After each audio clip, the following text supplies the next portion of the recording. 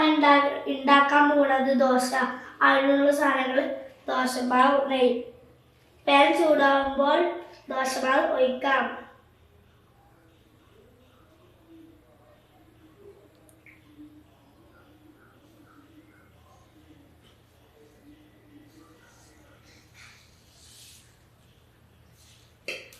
നെയ്യിടാം.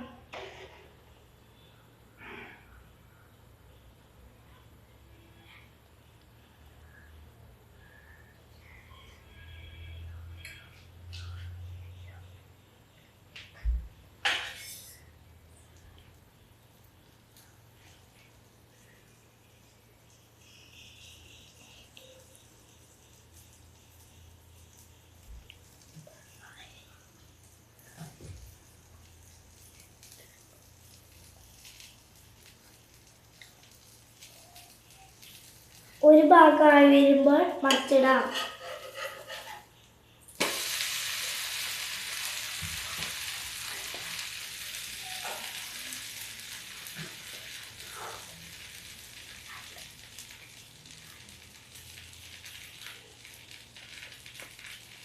വൈത്തിക്കിടാം. Dosa ready.